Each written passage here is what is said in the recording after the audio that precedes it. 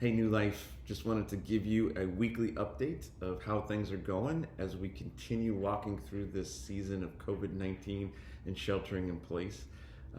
It's a challenging time for sure, and we're still just taking these baby steps along the way as we're trying to follow the guidelines given to us by our state and county officials and still figuring out how to experience being church together.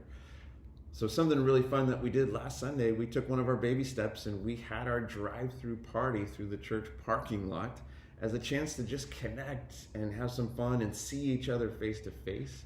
And it went really well. It was a good time. I didn't really know what to expect, but it was so much fun seeing people see each other and me getting a chance to see some of you. And as you drove by, it's like, I remember meeting you before we were locked into place. And then I think there's some meaningful moments as well that we got to experience as people pulled in to just be prayed for and encouraged in this time.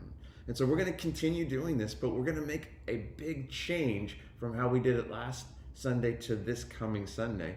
And it's a very simple change, but it's significant, so we want to make sure you don't miss this. We're eliminating one of the drive-through party times. So we had two, 8 to 8:45 a.m. and 10 to 10:45 a.m. And we're getting rid of the first time slot. We're not doing the 8 to 8:45 a.m. because we realized after the fact, hey, we only need one party time.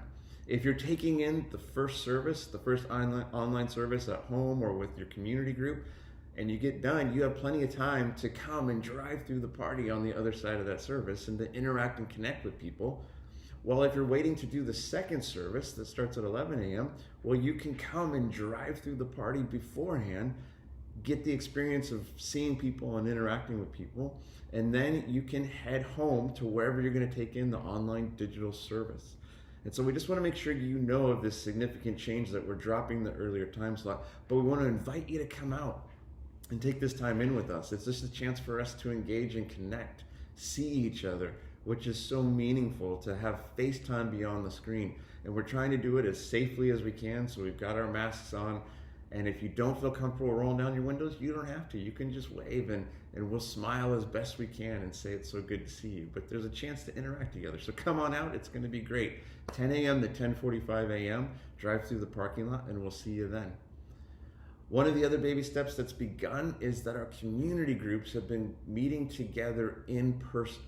And so we've given out some guidelines on how to do this safely and carefully as we're still trying to follow all the things being requested of us by our county and state officials. And I just want to say how beautiful it is when we get to see the reality of people coming together and meeting together. I think there's just something so beautiful when we experience the goodness of church together. We're church. Yeah, we have a building that we meet in and we can't get in there right now, but that building's not church. We're church. And when we're able to get together face to face, some beautiful things happen. We encourage each other, we walk together, we support each other. But we have to make sure that we're doing this responsibly and safely. And so I just want to ask all of our community groups to please follow the guidelines that we've given you. The worst thing that would happen is if we're having to take a step back and we lose our ability to meet together face to face and we have to be stuck just on Zoom, which can work, but again, it's not ideal. And again, I know in our enthusiasm to get back together, we can kind of let the safety protocol slide a little bit, but we've got to be practicing the safe things that are in place so that we're protecting each other and protecting the other relationships in proximity to our life.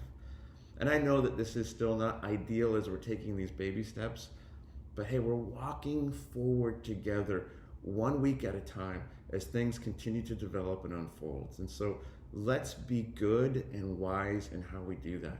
And I just want to encourage you that there's something beautiful about being church together.